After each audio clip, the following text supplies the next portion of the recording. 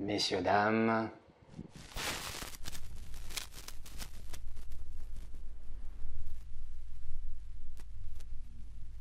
vidéo réponse. Réponse aux commentaires, questions et critiques qui fut nombreuse suite à la première vidéo que nous avons publiée avec Stéphane Edouard il y a approximativement 3 semaines lors de mon passage à Rome. Alors, de quelle vidéo il s'agit? Premièrement, bien évidemment, je mets un lien ici et en bas de la vidéo. Pour ceux qui ne l'ont pas vue, je conseille vivement de la regarder avant de procéder au visionnage de celle-ci, puisque ici, je vais me contenter tout simplement de répondre. Vous voyez, j'ai imprimé ici toute une feuille de réactions qui m'ont paru intéressantes à être discutées et des questions à être répondues. Donc c'était la vidéo où Stéphane m'a questionné sur les différences culturelles entre la France et la Russie, notamment dans les relations hommes-femmes et non seulement. Et à mon plus grand étonnement, il y a eu beaucoup de réactions. Les gens m'ont écrit via mon site, via Facebook, via Twitter. Il y en a plein qui ont commenté sur YouTube. La chose à laquelle je ne m'attendais pas du tout, d'autant plus que cette vidéo à la base on l'a faite un peu sur un coup de tête. C'était plutôt on va dire une vidéo amicale entre potes, mais qui finalement a récolté toutes ces réactions-là. Donc il faut croire que ça a été intéressant et utile. Alors, encore une fois, je me suis imprimé, je mets une parenthèse, j'ai imprimé tous les commentaires en texte brut sans faire les corrections de syntaxe, de fautes de frappe, les fautes d'orthographe. Donc par moment, peut-être que ma lecture sera un peu maladroite, vous me le pardonnerez d'avance. Et la deuxième chose, avant que je commence à m'exprimer sur tous ces commentaires préparés ici, j'ai un ventilateur juste à côté de moi qui tourne, qui me permet de survivre la chaleur de 35 degrés, les conditions dans lesquelles je suis en train de tourner cette vidéo. Je suis à Antibes, il fait très chaud, donc si jamais vous entendez un léger bruit de fond, j'espère qu'il ne sera pas très dérangeant pour m'écouter. Pour regarder, je pense que ça ne sera pas dérangeant. Alors, sans tarder, je passe directement aux commentaires et je commence à les commenter moi-même. Alors, un certain Nadir m'écrit: je parle et écris russe et je pose des commentaires sur certains sites. Il arrive que je ne sois pas d'accord avec un russe et en plus sur des sujets importants, voire brûlants. Il n'y aura ni insulte ni énervement en quoi que ce soit de ce genre. Le russe, bien évidemment, je lis tel que c'est écrit. Le russe va toujours argumenter et rester, je dirais, dans une joute verbale ou rhétorique. Alors qu'en France, même pour un sujet sans aucune importance, on voit les gars s'insulter de tous les noms d'oiseaux. Premièrement, je dois dire que c'est assez vrai, je suis assez d'accord. Et en même temps, il y a eu une réaction d'un certain Doryphoros. Alors, il y en a qui se donnent des pseudonymes à dormir debout. Je ne sais pas si ça a été tiré d'une mythologie grecque ou d'ailleurs. Et donc, il nous répond: c'est de la compensation et ou frustration, en fait. Le français incarne dans le virtuel, sur le web donc, la violence qu'il n'est pas capable de mettre à l'œuvre dans le réel. Très d'accord également sur cette analyse-là. Pourquoi ? Je dirais que le russe est beaucoup plus expressif, on va dire, physiquement dans la vie réelle. Ça ne veut pas dire forcément qu'il y a des combats, il y a des fights dans les rues et partout sans arrêt.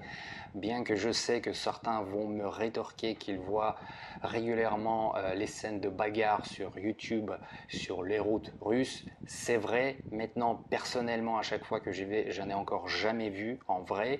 Mais il est vrai que ce phénomène-là est présent et existe bel et bien. La chose qui est beaucoup plus rare en Europe et notamment en France. Donc, sans s'éloigner du sujet, le russe, on va dire que culturellement et donc forcément mentalement et psychologiquement, aura plutôt une attitude d'expressivité physique dans la vie réelle relativement plus souvent qu'un Français.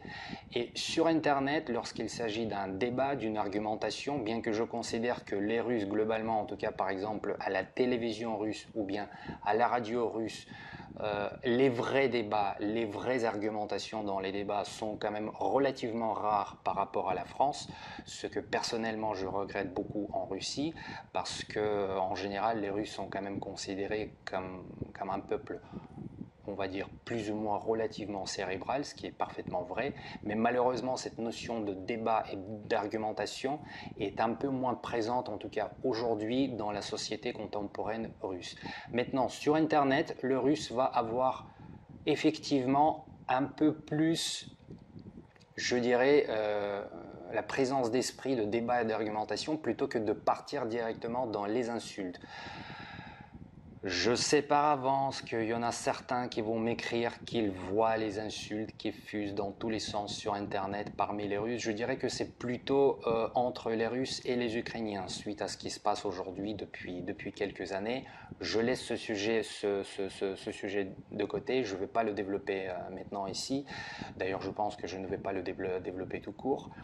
Mais en reprenant cette analyse de ces deux Français, même qui se donnent des pseudonymes comme Doriforos par exemple, ils sont assez raison en disant que le Français va plutôt compenser sa frustration sur Internet dans la communication virtuelle, ce pourquoi il y a énormément de gens qui se cachent derrière des pseudonymes complètement loufoques et donc qui se permettent de dire tout et n'importe quoi, de critiquer, d'insulter. Voilà, par exemple, de parler des aspects physiques d'une personne qu'ils n'ont jamais rencontrée en vrai d'ailleurs. Voilà. Les Russes ont un peu moins cette tendance et ils vont plutôt rentrer dans le dur dans un débat ou essayer d'argumenter. Ensuite, un certain Kabel Tabi qui nous écrit « La Russie tient beaucoup plus de la culture orientale qu'occidentale ». Parfaitement vrai, je suis tout à fait d'accord avec toi. Après les années de comparaison de la culture russe aux cultures occidentales ou bien à la culture française en l'occurrence, après des années de lecture et par exemple de tentatives de comprendre, on va dire, les cultures orientales, je parle ici en l'occurrence de l'Asie, et des cultures orientales, j'aurais tendance, ça c'est ma, on va dire, position personnelle ou mon analyse personnelle, j'aurais tendance à dire que la Russie est une sorte de milieu, bien que bien évidemment le juste milieu malheureusement dans la nature n'existe pas, mais la Russie est le milieu, est une sorte de passerelle entre les cultures occidentales, entre l'Occident et l'Orient. C'est-à-dire que il y a certaines similarités qu'on peut retrouver dans la culture russe et dans les cultures comme la Corée du Nord, même comme le Japon. Bon, on est quand même assez éloigné du Japon, mais il y a certaines similitudes qu'on peut retrouver là-dedans. Voilà. Et donc effectivement, lorsqu'on compare la culture russe à la culture française ou aux cultures plus globalement occidentales, on sent plus globalement cette distance, cette différence qui peuvent marquer cette clévence en quelque sorte entre le monde occidental et oriental. Donc ton commentaire est tout à fait vrai et je suis entièrement d'accord avec toi. Un certain Sfertonok qui m'écrit « À l'époque, on voyait des soviétiques s'embrasser sur la bouche. » Des questions qui tuent. Les films genre Don Camillo en Russie ont propagé cette croyance. Alors pourquoi plus de bise sur la joue entre hommes, ou était-ce un mythe? Bon, alors j'ai promis à cette personne sur Twitter d'y répondre, donc je le fais. Premièrement, je pense qu'effectivement c'est un mythe, puisque personnellement, après avoir vécu 15 ans à l'époque soviétique, même si j'étais enfant, bien évidemment, jusqu'à l'âge de 15 ans, mais quand même, je pense que 15 ans, ce n'est plus vraiment, un enfant en bas âge. Donc je n'ai jamais vu les soviétiques, les hommes soviétiques en tout cas, de s'embrasser sur la bouche. D'ailleurs, j'ai vraiment beaucoup de mal à imaginer une scène pareille. Je crois savoir d'où vient ce mythe, ou je ne sais pas s'il a été créé de toutes pièces, ou est-ce que tout simplement il est parti du fait qu'un certain Brejnev, c'était un secrétaire général du Parti communiste à l'époque, avant Gorbatchev, donc dans les années Je me souviens plus exactement, je pense que c'était dans les années 70-80 ou plutôt les années 80. Il avait effectivement tendance à embrasser les hommes sur la bouche. Alors, que dire? J'ai ma petite idée sur la personne, je ne vais pas développer. Je ne me suis jamais intéressé à la biographie de Brejnev, je ne me suis jamais intéressé à son orientation sexuelle, mais encore une fois, j'ai ma petite idée. Pourquoi ça a été montré aussi librement à cette époque-là, pourquoi c'était considéré comme presque une normalité, et peut-être que certains de son entourage ont copié cette attitude, puisque disons on vivait dans un régime politique et dans un système où il valait mieux faire comme celui qui est tout en haut de la pyramide si on voulait ne pas se retrouver au goulag. Bien qu'à l'époque de Brejnev, il faut quand même dire que les goulags c'était déjà presque une histoire passée, mais quand même cette peur qui est ancrée je dirais dans l'inconscient collectif en Russie, elle était encore bien présente. Et donc, il est fort probable que l'entourage de Brejnev répétait cette attitude un peu à toutes les sauces. Et forcément, encore aujourd'hui, on peut retrouver ces images-là dans les films documentaires notamment. Et c'est peut-être pour ça que cette image peut exister et perdurer dans les esprits comme de ce cher Svertonok. Je n'ai absolument aucune idée qui est cette personne. Voilà, mais j'espère que j'ai répondu. C'est un mythe, c'est n'importe quoi. Les hommes russes, les hommes soviétiques ne s'embrassaient pas, ne s'embrassent pas sur la bouche. Ils ne s'embrassent même pas, ils ne se font pas la bise sur les joues en disant bonjour, comme je l'ai expliqué dans la vidéo précédente. Donc je ne vais pas repartir dans la énième explication du même sujet dans cette vidéo. Je passe à la question, enfin c'est pas vraiment une question, c'est plutôt un commentaire, ce que j'appelle un commentaire instructif.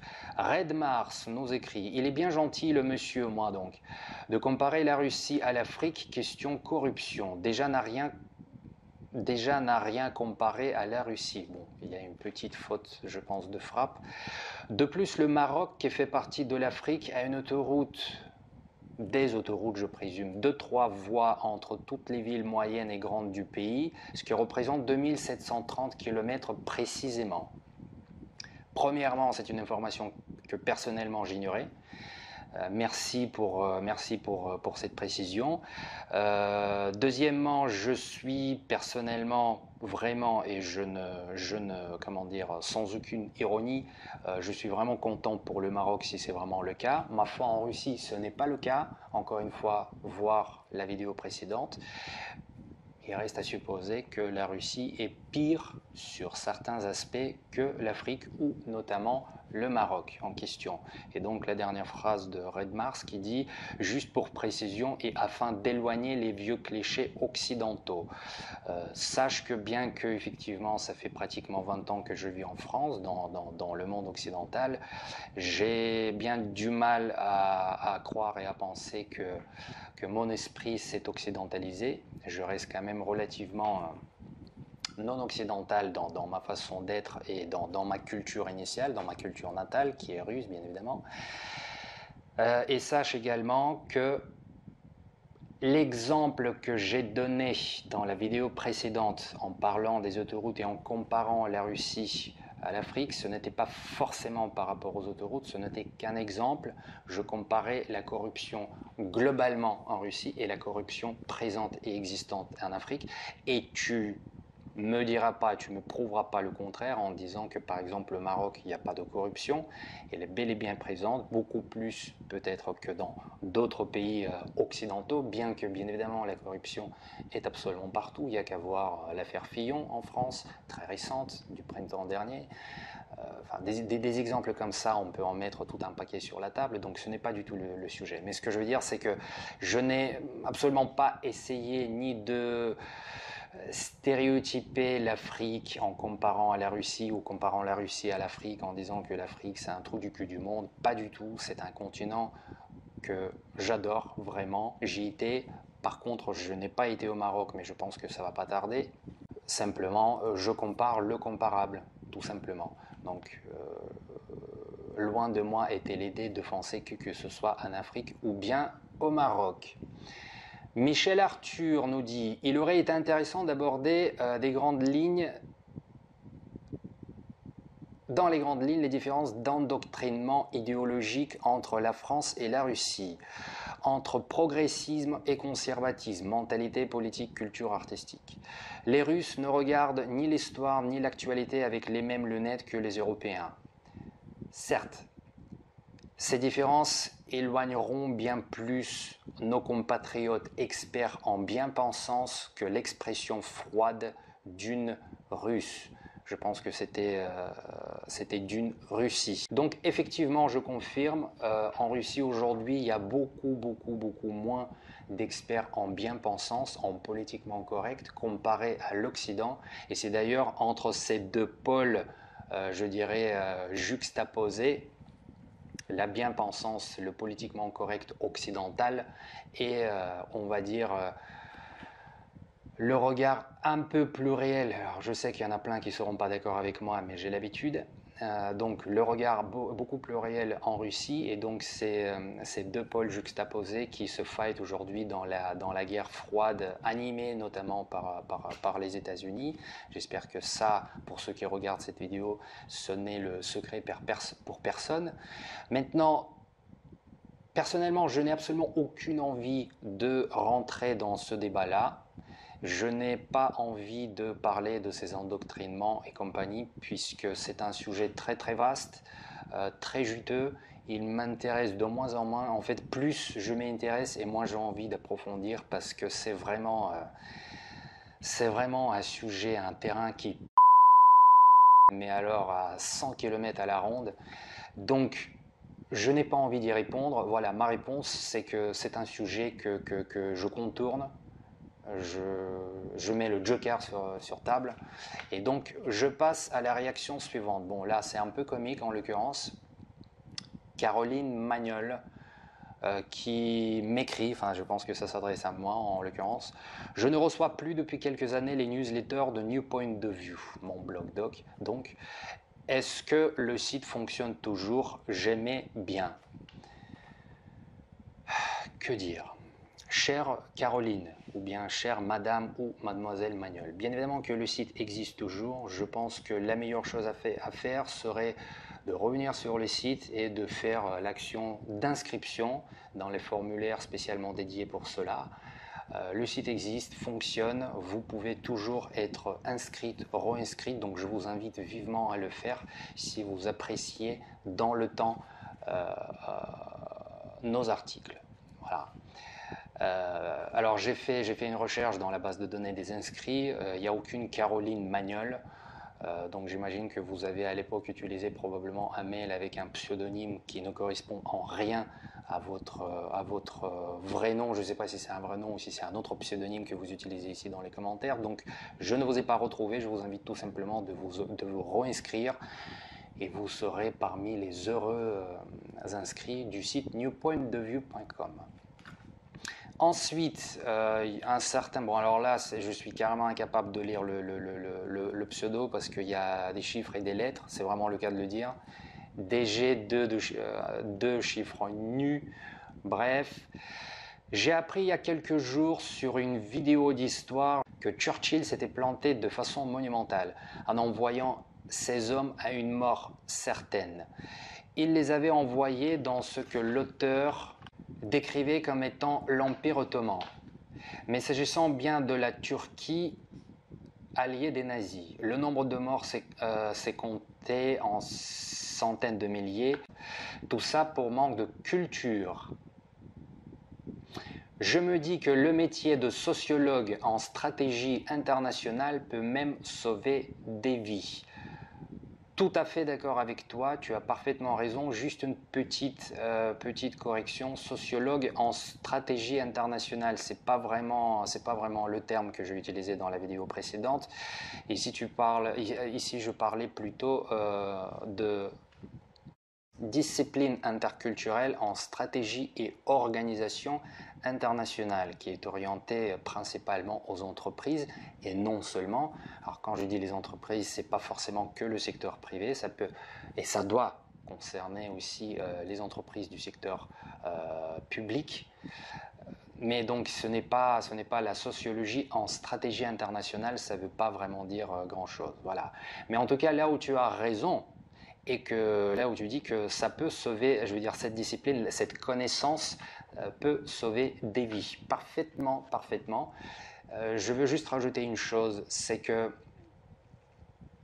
encore une fois, j'ai parlé notamment dans la première vidéo de la guerre froide 2, on est en plein milieu. J'ai envie de dire que si tous ceux qui déclenchent ces guerres froides, ces guerres chaudes, tout genre de conflits à base de pétrole, à base de gaz, à base de religion, à base de quoi que ce soit, tout genre de conflits, si seulement ces gens-là, et là je m'adresse vraiment, j'espère que le plus grand nombre puisse entendre ce que je suis en train de dire parce que c'est très sérieux et c'est pas une blague et je suis pas en train de tirer la couette de mon côté, c'est une réalité. Si seulement ces gens-là s'intéressaient et étudiaient cette discipline qui est l'intelligence interculturelle, c'est-à-dire l'art de comprendre comment fonctionne l'autre qui provient d'une autre culture, d'une autre religion, d'une autre philosophie de vie, d'autres habitudes de vie, comme par exemple lorsque je compare le monde occidental à la Russie, comme on peut comparer la Chine aux États-Unis, comme on peut comparer l'Inde au Brésil, ou bien la France à l'Inde, pourquoi pas. Donc si on essaye de comprendre, si on essaye de relativiser et surtout si on essaye d'écouter ce que l'autre a à dire et de comprendre pourquoi il dit ça comme ça, parce qu'il y a toujours une raison dans tous les dires de chaque culture, je pense que la Terre pourrait tourner dans l'autre sens. Et je pense qu'on aurait beaucoup moins de conflits. Bien que malheureusement aussi, il faut reconnaître que la majorité des conflits, je dirais presque 99% de conflits, en tout cas aujourd'hui, ne se passent plus à base des religions, ils se passent uniquement à cause du fric, à cause du pétrole et du gaz. Mais en tout cas, merci pour ce commentaire qui m'a vraiment beaucoup plu et que je souligne avec plaisir. La discipline d'intelligence interculturelle peut sauver des vies. C'est un fait. Voilà, et donc pour la fin, j'ai gardé le petit essai d'un certain Omar qui a écrit pratiquement une page de sa propre perception de la Russie, que visiblement il connaît, qu'il a pratiqué, probablement même il parle le russe, et beaucoup de choses de ce qu'il a écrit sont très vraies. Donc plutôt que de déblatérer moi de mon côté, de redonner encore une fois ma grille de lecture, mes analyses, j'ai préféré d'utiliser, comme j'ai déjà fait auparavant, par exemple dans les articles publiés sur New Point of View, j'ai utilisé les analyses de certains occidentaux qui font ce comparatif, qui font le pont entre les cultures occidentales et notamment la Russie, puisque encore une fois je suis russe, donc forcément la majorité des thématiques dont je parle, la Russie est très présente. Et donc là, je vais vous lire et commenter ce que Omar a écrit, c'est assez intéressant, vous allez voir. Une remarque concernant la réputation des femmes russes. Ça vient surtout du fait que les Occidentaux croisent des femmes russes qui, par définition, viennent en Occident. Des femmes qui ont les moyens de voyager en Europe, donc pas la jeune caissière de Tomsk. Tomsk, une ville russe reculée dans les terres. Ou alors des modèles entretenus. Trophy wives. Il emploie le terme entre parenthèses. D'où cette vision très biaisée, sans parler du fait que les Russes qui voyagent vivent en général à Moscou ou à Saint-Pétersbourg. Pas faux, mais c'est un stéréotype assez généraliste. Ce qu'il faut savoir, c'est qu'aujourd'hui aussi, il y a beaucoup de gens qui voyagent des ex-pays soviétiques comme l'Ukraine, la Géorgie, le Kazakhstan, l'Ouzbékistan. Certains pays, les gens de certains de ces pays ne se distinguent pratiquement en rien physiquement des Russes et parlent, en tout cas, ma génération, les générations d'avant et même les générations d'après, notamment l'année scolaire dernière, j'ai enseigné à une école de commerce et donc il y avait une étudiante de Kazakhstan qui parle un russe parfaitement impeccable, sans aucun accent. Si je ne le voyais pas physiquement, j'aurais jamais deviné qu'elle pouvait être autre que russe. Il se trouve qu'elle était kazakh, avec les yeux légèrement bridés, très jolie d'ailleurs. Si jamais elle nous regarde, je lui passe le bonjour. Voilà. Donc tous ces gens-là, de ces pays-là, voyagent et ils ne viennent pas forcément de Moscou et Saint-Pétersbourg, mais il est vrai que la majorité de Russes qui voyagent sont de Moscou et Saint-Pétersbourg, donc on va dire avec une mentalité un peu plus ouverte sur le monde et qui par définition, puisqu'ils voyagent, donc ils ont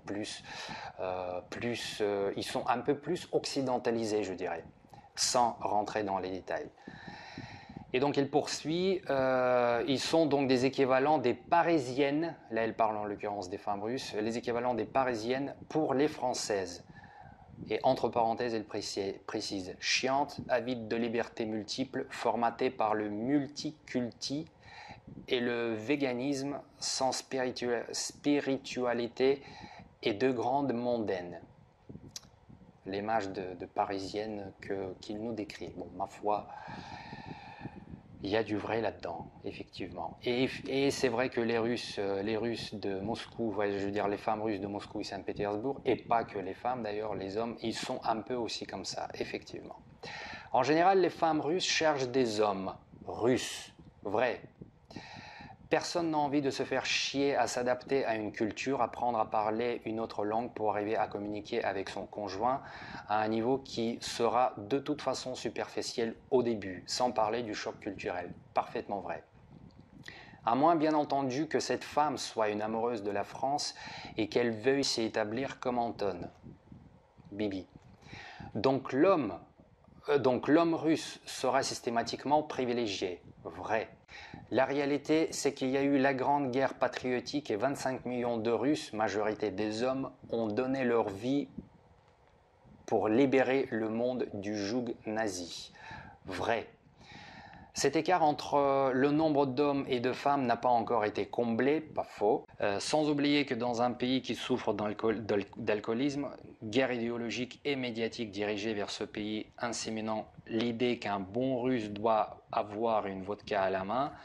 Alors c'est vrai qu'il y a cette espèce de typage qui est créé un peu par... on va dire par une idéologie qui est en train d'être poussée un peu partout en Occident, mais en même temps, il faut dire aussi la vérité, c'est que malheureusement, il y a pas mal d'hommes russes qui continuent à boire comme c'était dans le temps et notamment à l'époque soviétique. Et il y a pas mal de femmes russes aussi, en particulier dans les régions reculées, dans les villes reculées, qui boivent aussi pas mal. Mais je dirais qu'il y a quand même une certaine tendance à la réduction de ce phénomène en Russie, en particulier depuis la fin de l'ère helsingienne. Sans vouloir passer un parallèle quelconque avec Poutine. Je pense que ça n'a rien à voir, c'est juste que c'est la vie qui change, les mentalités changent, le mode de vie est en train de changer, mais encore une fois, le mode de vie est en train de changer, en particulier dans les grandes villes, dans les villes millionnaires, là où, on va dire, l'oxygène, c'est-à-dire le travail, l'argent coule plus ou moins à flot, sans rentrer dans les détails, sinon il y en a pour des heures. Voilà, mais quand même, cet attrait pour la vodka est bel et bien encore présent dans la société russe, malheureusement. Donc, ma parenthèse étant fermée, je poursuis. Donc, qui souffre d'alcoolisme et de sanctions économiques rendant les salaires très petits dans un pays où les denrées importées ont le même prix qu'en Europe. Pire que ça, certaines sont même plus chères qu'en Europe. Donc beaucoup d'hommes se retrouvent dans l'incapacité de fonder un foyer. Cependant, il y a une aide pour les jeunes mariés, une allocation pour les jeunes mamans. Bon, cette allocation, c'est du foutage de la gueule du monde. C'est pas vraiment une aide qu'on appelle une aide en France, par exemple. Le président Poutine a fait beaucoup pour la démographie russe et pour le pouvoir d'achat. Il est vrai, mais en même temps, je rajouterai de ma part que les gouvernements consécutifs, les gouvernements Medvedev et Poutine, de toute façon c'est la même fine équipe, ont fait des choses pour le pays, mais ça reste quand même une goutte dans la mer, pour ne pas dire dans l'océan, par rapport à tout ce qui reste encore à faire. Comme je l'ai dit par exemple dans notre vidéo précédente avec Stéphane, c'est que ça fait approximativement 15 ans que le gouvernement russe essaie de construire une autoroute entre Moscou et Saint-Pétersbourg. Je pense que ça en dit long. Le résultat est que beaucoup de femmes, surtout dans les petites villes, se retrouvent sans partenaire. Elles se tournent logiquement vers l'étranger. Bon, c'est un peu flou comme analyse, mais ça passe. Disons que c'est pas faux complètement. Stéphane a pointé du doigt le déséquilibre offre-demande en France, homme-femme, ici il parle, la difficulté de se démarquer pour l'homme lambda et les ressources nécessaires pour trouver une femme à peu près moyenne, normale, sérieuse. C'est tout à fait vrai. C'est lui qui le dit, c'est tout à fait vrai. Il serait donc plus logique pour un homme qui n'a pas de notoriété et de grandes ressources physiques, financières, job faisant rêver, souhaitant démarrer une relation sérieuse, de se tourner vers les pays comme la Russie, où il y a un relatif équilibre d'offres et demandes, voire un déséquilibre en sa faveur. Ici, je voudrais juste rajouter encore une fois, pour l'énième fois, la même rhétorique que j'ai déjà eue auparavant, enfin plutôt le même argument, c'est que on ne trouve pas sa femme, on ne trouve pas la femme de sa vie sur Internet. C'est pas comme acheter une paire de pompes sur Amazon ou sur je sais pas quel site. C'est beaucoup plus nuancé. Et en particulier lorsqu'on essaie de trouver une femme venant d'une autre culture.